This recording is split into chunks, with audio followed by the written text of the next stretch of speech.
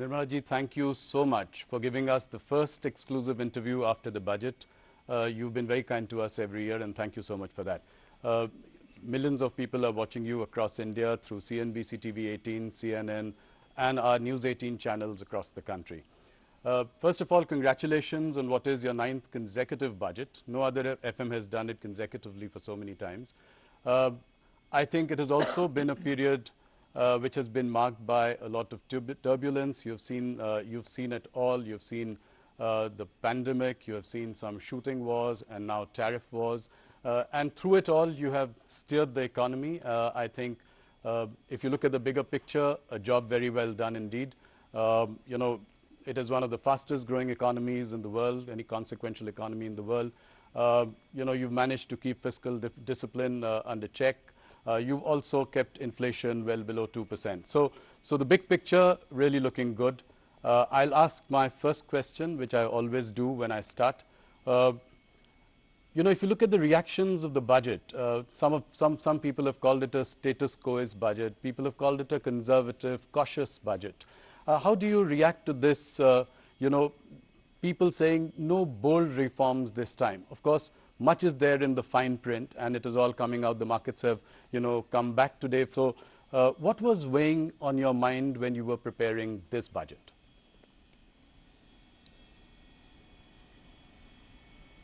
Well, as was observed by you and by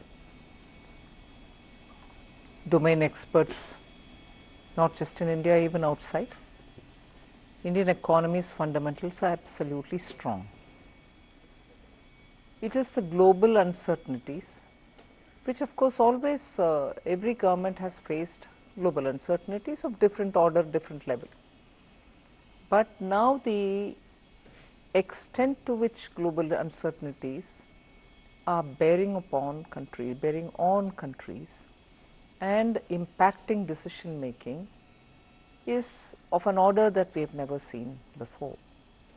So certainly we had to keep that uncertainty in mind and plan for what is going to happen this year and what is going to commence in the next 5 years from this year. In that, a new finance commission cycle starts. And above all, like the Honorable Prime Minister said, this is going to be the first budget in the second quarter of 21st century, which is up to 2050. Yes. In between, closer to 2050, is 2047, when Viksit Bharat will have to be achieved. So our direction, our goal are all set. So it was for us to, keeping in mind the global uncertainties, plan for 1, for this year, 2, for the entire finance commission cycle, and 3, leading up to Viksit Bharat, how do we want to take them? And that is why, slightly differently from every other budget, this time a lot more was said through Part B, right, which actually is unusual because it's not just the tax proposals taking us towards 2047. It also shows how we want the administration to respond, whether it's tax administration largely, or how the fiscal policy and other things are derived from it. And that is why I think this budget, everyone is welcome to have their view, and I respect that. And I try to understand why a certain perspective has come out. Even if it's criticizing it, I try to understand what is the basis from where they've come. But to have had Indian economy grow at the fastest rate from among major large economies, not just 1 year, not just 2 years, now for steady 4 years, it is the stability point that I want to underline. Prime Minister's political stability because he is in the 3rd term, yes, and also his understanding of how you respond to business has remained the same always. We have to be receptive, we have to enable, we have to remove we have to extend the red carpet but remove the red tape simultaneously, and ease of doing business. These are consistent policies. Tax certainty bring stability for businesses have been the core beliefs. It's almost a code for him. And that is why, remaining in his third term, he has given the message of stability through this budget. Just one last line on this particular observation is stability and also making sure businesses are able to do business in India at a time when global uncertainty is making decisions difficult for even businesses from outside to come into India. So we are clearly projecting India as a place where businesses can be done, and the large Indian consumer market will have to find its own higher levels of achievements, so opportunities for them. So that is, I think, therefore, this message. So vision, searching for vision, or saying this budget has no vision, is, I think, not understanding the perspective with which we are coming. And one last point here, budget and aside from budget, reforms continue.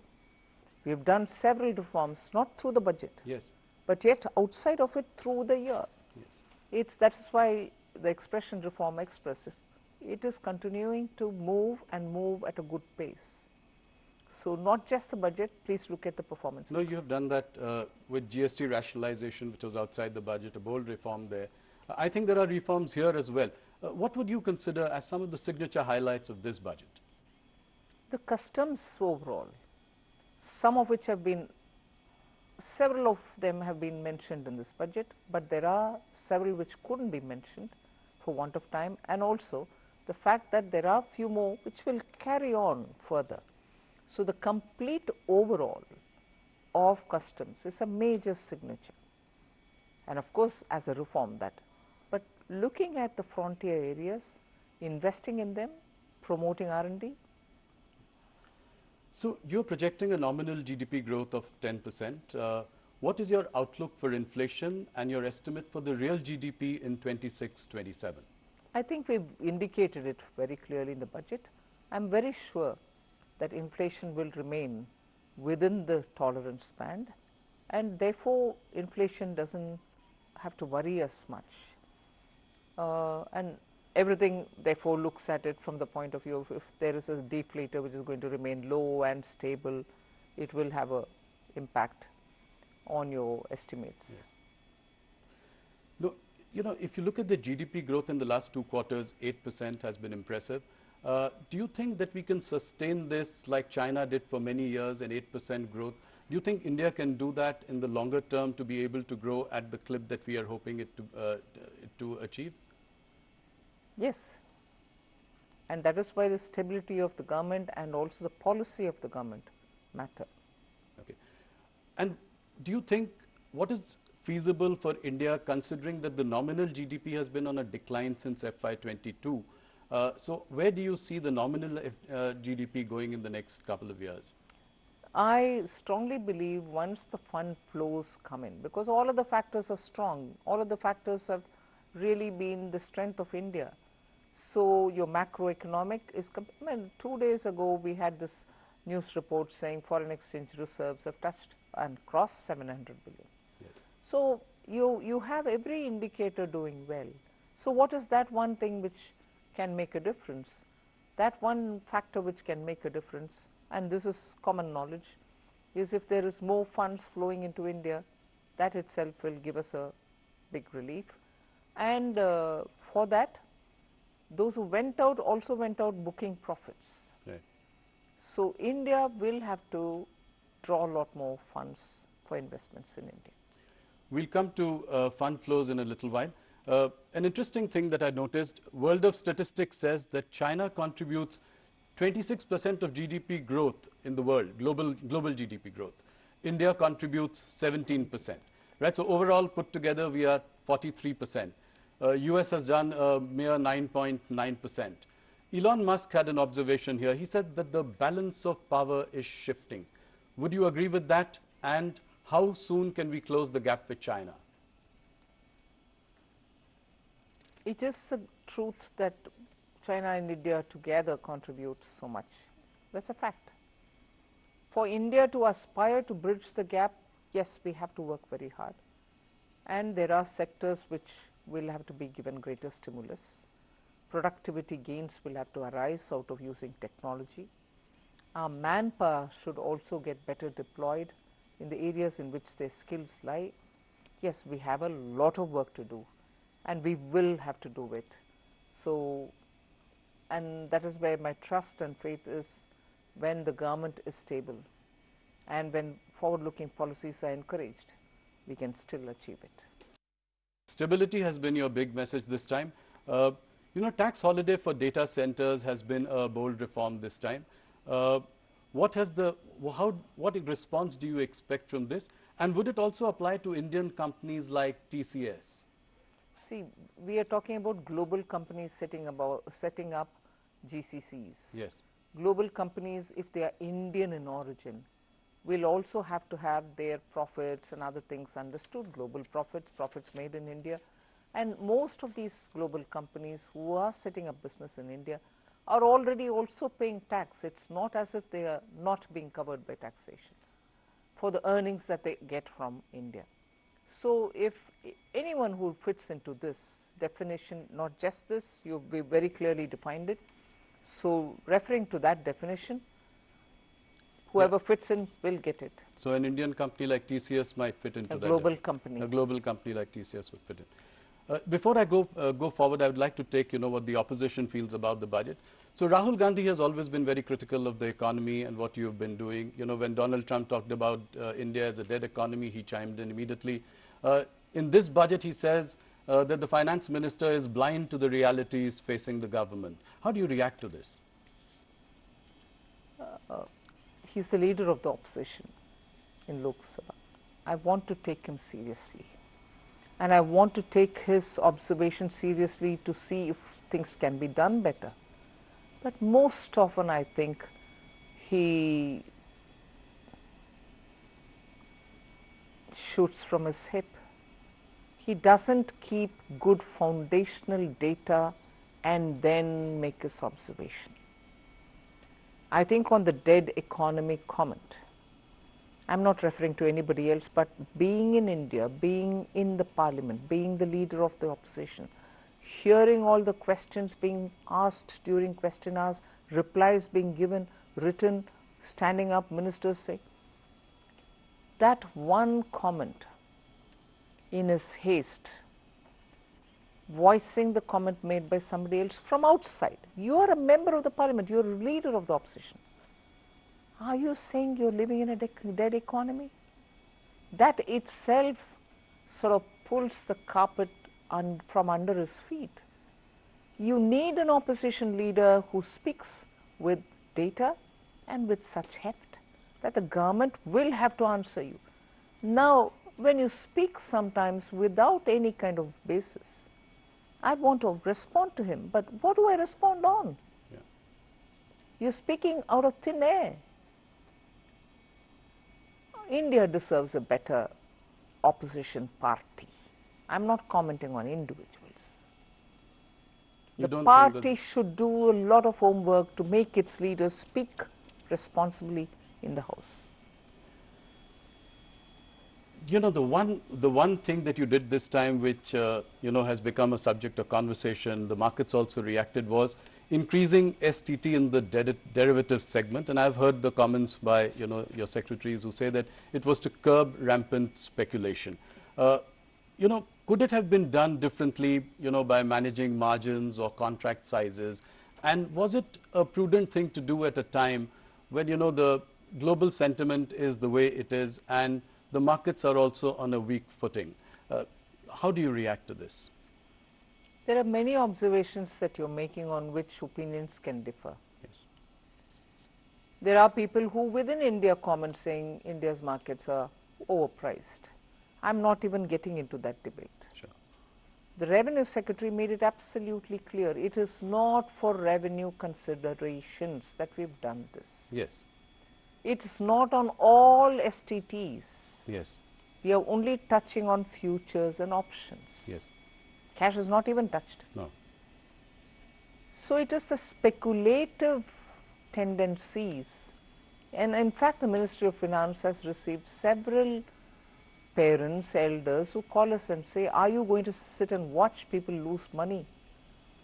And one of the studies showed that 90% of people who've gone into futures and options have lost money.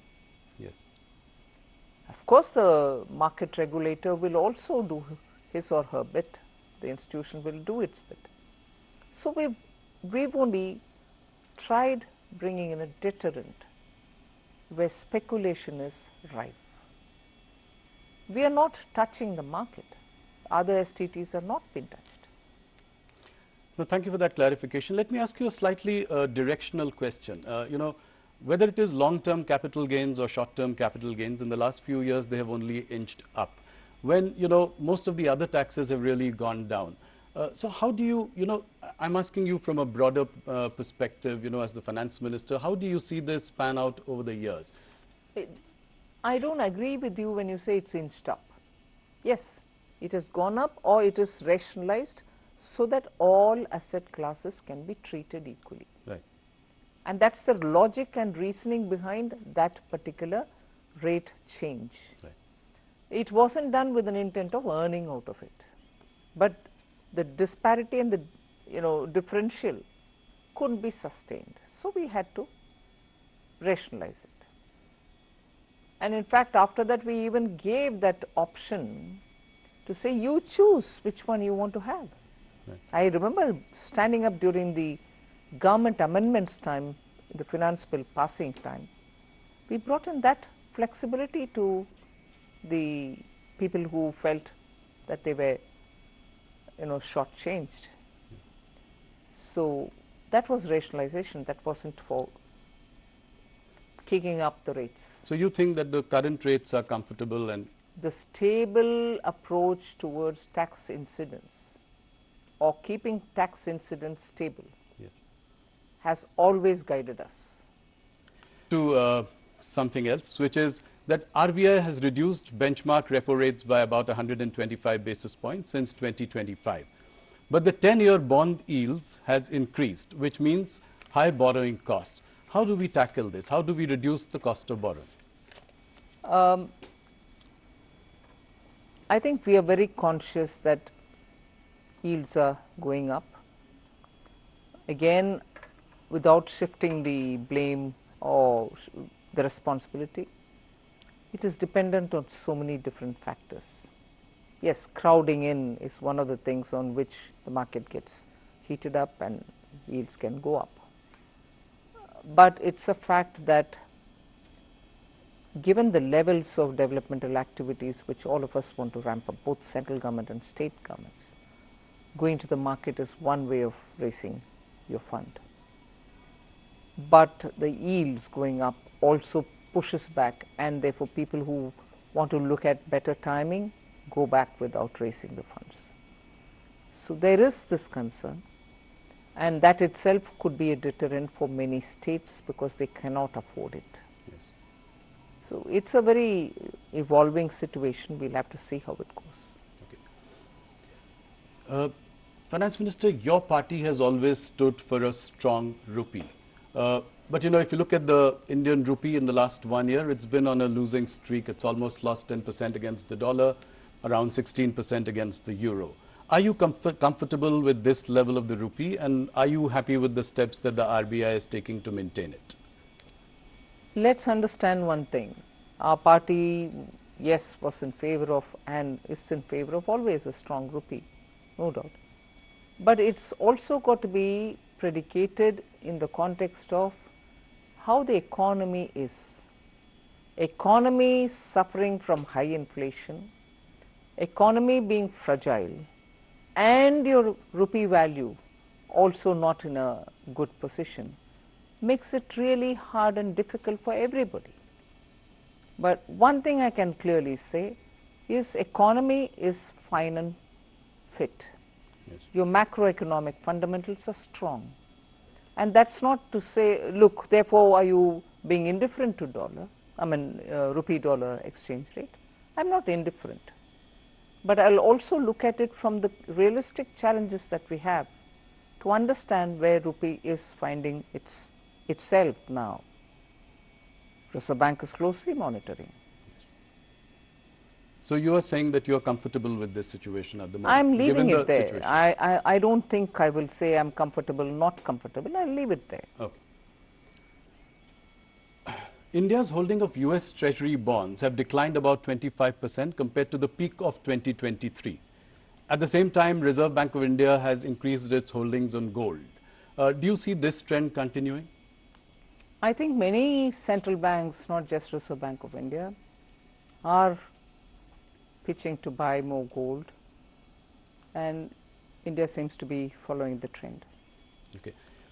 Gold is up by about 80%, silver by 250%. How do you see this in the last 1 year, this phenomenon? The uncertainties in the world are making people to fall back on, let's say, time-proven asset, which is gold.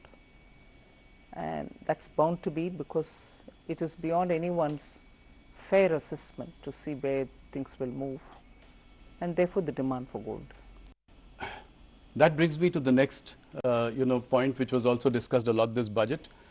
Capital gains on sovereign gold bonds purchased in the secondary market. Market participants feel this is some kind of a retrospective tax. Do you agree with that? What was the logic behind No. this? The intent of that sovereign gold bond was at the time of the issuance and also making sure that you hold it the full term. Yes. So those are the two boxes to be checked. If you are doing one and not the other, you picked it up not at the time of issuance but from the secondary markets, one of the boxes not getting ticked, and therefore you're taxed. You bought it during issuance, but you're not holding it full term. Right. One box is not checked, so you're being taxed. It's only when you have taken it at issuance and you're holding it full term, Yes. you get that concession. So every other, which there are only 4 situations, right? So the other 3 situations where both the boxes are not getting checked is where you understand. You set up a committee to review the banking sector. What will be the remit of this committee? What are the timelines that you are looking at? Could you give us some details? I've not worked on the TOR yet, Okay. but the broad intent was that towards Viksit Bharat, there couldn't be better time for us, especially now when the bank's health is very good. We would want from that strength to understand where we can go and how do we go, which is the path that we take to go there. So that is where we want that committee to work.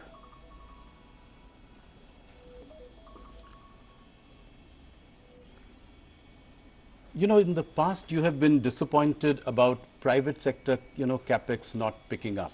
This has been, you've said it in a couple of meetings, you've said it in our interviews as well. Do you see an uptick now because of certain reforms that you have introduced? I see some green shoots. I think it is the situation is improving, and I have reasons to believe that private sector investments will only grow. When I was asking you about this bank committee, there are 2 questions that I have related to that. One is, are you looking at the consolidation of PSU banks? Some mega banks as opposed to a whole lot of PSU banks today. And the second, would you allow conglomerates, Indian private conglomerates, to get into banking? That's for the committee to tell me. Of course, I've told you that the terms of reference is not made yet. But obviously, when you're looking at banking for Viksit Bharat, banking sector for a Viksit Bharat, there are many core such issues which the committee will have to look into. We'll wait and see what they have to say. It may not be right for me to give my view and preempt what they're going to say. But about the PSU banks, directionally, are we in that direction? I mean, there are far too many of them, and a consolidation of some kind might lead to bigger entities which may be more viable. Let's wait for the committee to say. There is a need for India to have more banks, better banks, bigger banks, whatever. committee will have to have its mind set.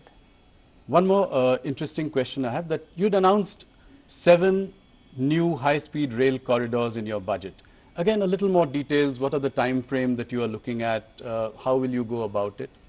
It's so much left to the rail ministry, but the fact that they've done the ground necessary study and the route plan and everything else, and they were absolutely clear that budgetary announcement will make them, sit up and deliver it. They are definitely going to be delivered at the earliest, because these are dependent on India's technologies, Indian coaches, and so on. So the rail ministry will get into the details of it. I have asked you this question before, but India's trade deficit with China is greater than about $116 billion in 2025. Even though the exports have also gone up, how do you tackle this issue? That is where I think we are very clear in Atmanirbhar Bharat. We need to have capacities built in India for those essential goods that we import, and make sure that we are able to make it in India for Indian market. Even as I say this, we have not restricted the imports of some of the critical machines or equipments or some raw materials which are so important for our industries. So capacities will have to grow, but in the meanwhile you still need, for those very same capacities, imported equipments. So we are doing a fine balancing act in not denying the raw material coming or the equipment coming, because there are some precision tools which you so need when you're going to set up a particular type of factory. We need those to come in here. Sorry. But at the same time, capacities in India will have to be expanded, ramped up sooner, so that our dependencies can come down. But this story is one side of the coin. Right. The other side of the coin is market access in China. I was Commerce Minister, and I know in my time also we've been asking for greater market access for Indian goods. Right, in China. That is moving very slowly. So now that the relationship with China is improving, would you consider relaxing restrictions on investments by China through Press Note 3? That would really take the relationship to the next level. Well, some discussions were happening. I'm not sure where it is reached as yet. Once we arrive at something, I'll be able to expand on it. Sure. Nirmala ji, there are many tax litigations going on in the country. You've done a lot for ease of doing business. Tax uncertainties are there. Only in IT, rupees 25 lakh crore disputed amounts are pending. You'd come out with Vivad Se Vishwas. I don't know how successful that was. How do we solve this problem as well? I think even in this budget I have given both for direct and indirect taxes, ways in which we can settle such disputes. Even in the last budget we had made very clear that in some cases where the department, the board does not have to go appealing against a verdict, we should sit back and say, no, we are not appealing. One level of the court has decided, we go in favor of the SSC. So the approach should have to be more to settle and not pursue further. Yes. And that is today's understanding in both the boards. And I'm so happy for it, because now therefore most of our measures are in that route, that we don't go appealing just because we want to earn a few hundred more rupees. Okay. Nirmala ji, disinvestment target is something that is missed almost every year in the last few years. This year also you've taken an ambitious target of 80,000 crore for the coming year. How is it going to be achieved? I've heard, your press conference where it was discussed about IDBI. But what about Shipping Corporation, BPCL, BMEL, Container Corporation, and so on? Can you give us some broad roadmap on the way forward? I'm not repeating my answers, but I also want to underline the fact that when government has decided in the cabinet that a certain number of disinvestments will have to happen. It's a duty to honor it. Yes. We will never be able to bypass it and say no, unless the decision itself is changed by the cabinet, and no decision has changed till now. Earlier it was, at least a few years ago, it was COVID affected market, economy reviving market, so we had to be cautious about going to the market when it is not so suitable and so on. But I'm very clear that I will be focusing also now on disinvestment, having given quite a few concessions in direct taxation, having been given in GST indirect taxation. My revenue also will have to be looked at from the point of view of what I'm going to get out of disinvestment. Yes. So it's not to say that I didn't give the attention earlier, but the earlier attention was circumscribed by the fact that we were facing COVID, or we just came out of it, or the situation in the market is not. And some sectors do well, and therefore you can take them forward faster. Yes. Some others take their own time. But we will be going ahead with. So this time it's a very decisive yes. mandate to go for. That's right. And you're very confident of achieving the number yes. as well. Okay, that's good to hear. You know, this budget has also given a big fillip to AI, and I would like you to spend a little time trying to help our viewers understand the rationale behind it.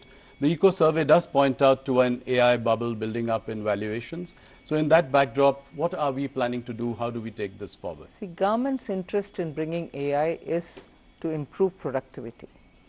Large-scale production benefits when you have AI influencing. Small-scale companies, MSMEs, in some sectors will benefit with AI. AI also is now so much sought after from the point of view of the orange economy. Yes. AI now has become part of every office. I've said this before, that in income tax and in GST, using artificial intelligence, deep tech, we are able to detect and see the money trail where we need to chase. Physically, manually, without technology, it would have taken years for us to find the money trail. Whereas now, you go on this AI, you are able to get the entire web before you of who's going where, from where to where money is being sent, and so on. So if that is the case with income tax, that's the case also with rural technologies, yes. with agriculture, with surprisingly even in animal husbandry, crop intensity, and then you're able to predict what will be the crop outcome and so on. So every department is today moving to use AI.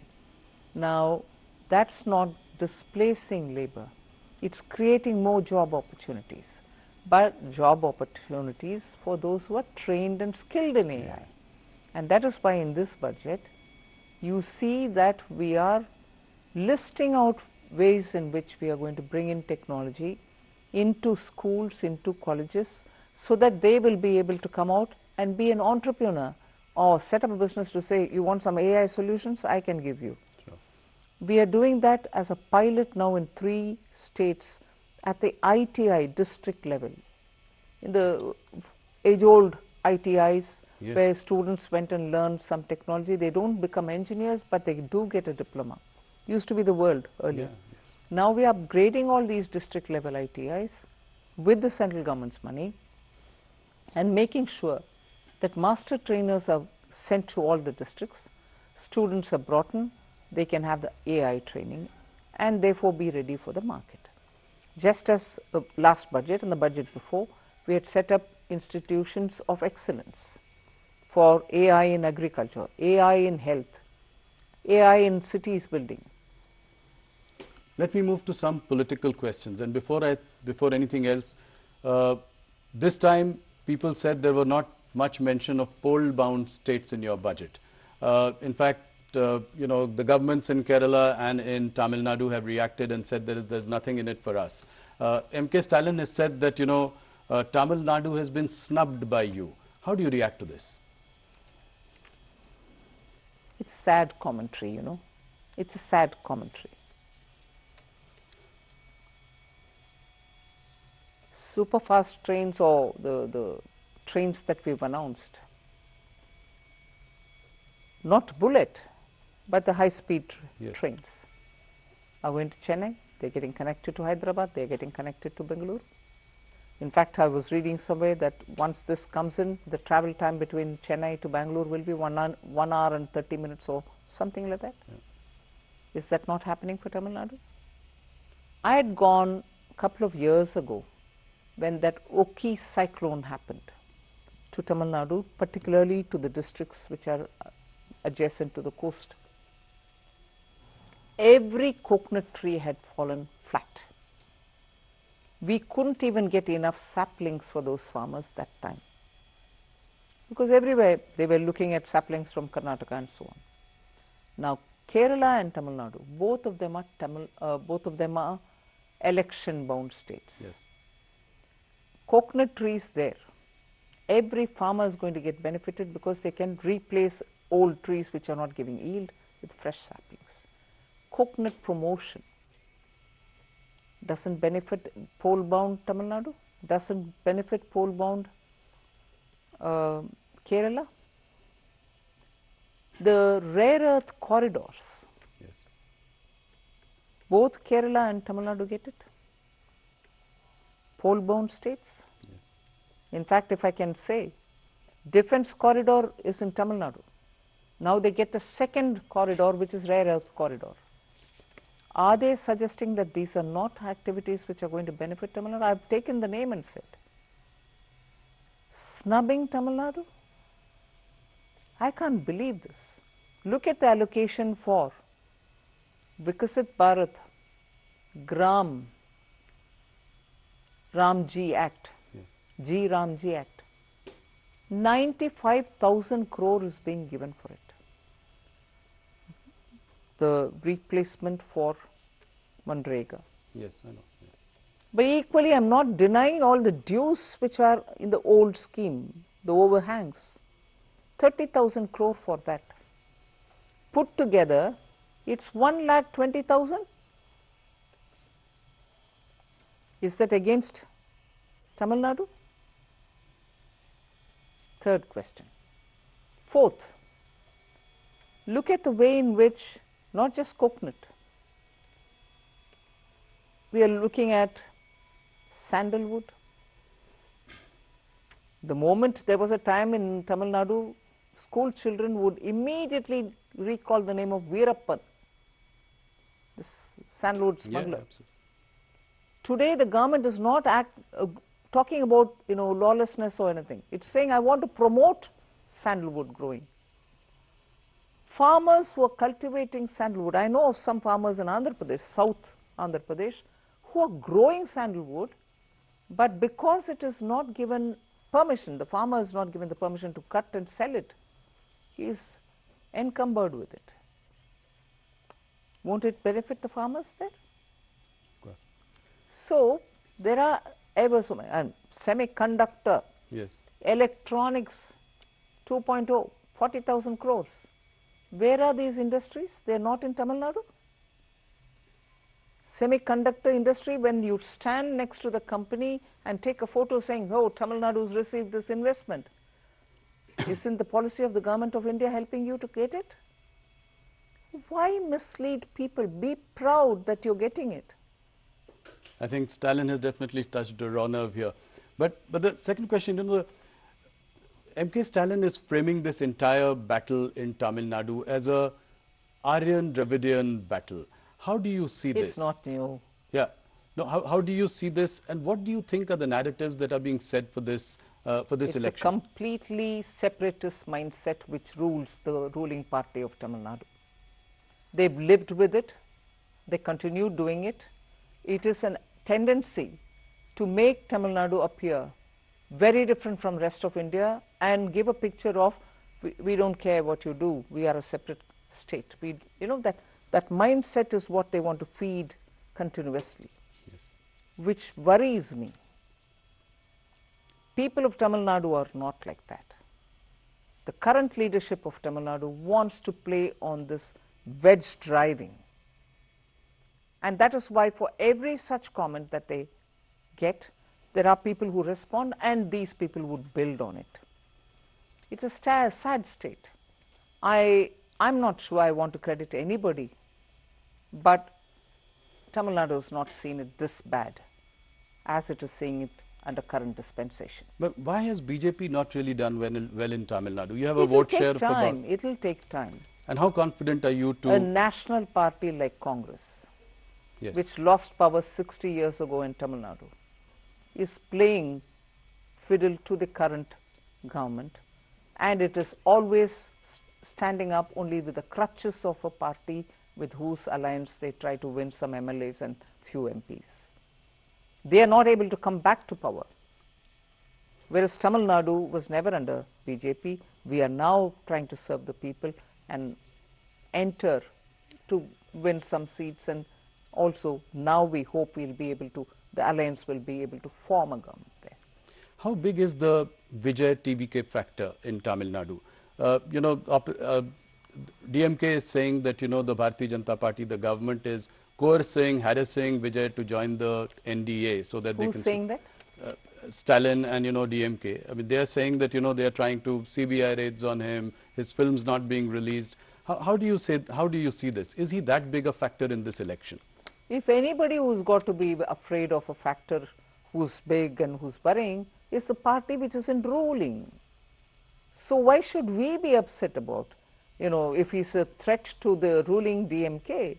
I don't need to be worried about it. But if he's on your side, then it can make a difference. That's a different story. So DMK being worried about Vijay, I can understand it, because Vijay on the one side, either with or without us, the ADMK alliance, the NDA alliance, now very strong, also coming up, are all making DMK, although they are in power, completely insecure. That is why you find all kinds of freebies being announced even now. If you've been in power 5 years and you've governed well, whereas I would allege that they didn't govern well because lawlessness, drugs, like never before in Tamil Nadu. But if you had governed well, and that's what you claim, why would you want to throw all these freebies now? But is the BJP worried that, Vijay could come together with Congress? They are both making overtures with, to each other. So is that a worry that, that could be a formidable combination in Tamil Nadu? Where's Congress in Tamil Nadu? Despite the crutches that they're holding, the DMK crutches that they're holding, where's Congress? And today it's a divided house. Congress in Tamil Nadu is a divided house. Let them make up their mind where they want to be. One group wants to go with TVK. Yes. And the other group wants to remain with DMK. They've embarrassed themselves by wanting to be there, reap benefits there, but yet wanting to go to a new alliance. Haven't they messed themselves up? But do you think Vijay is the X factor this election, and is he consequential this time? Only the election can prove it. Okay. Thank you so much for taking so much time and answering all our questions. It was indeed a pleasure talking to you. Thank you, and look forward to the next interaction. Thank you very much.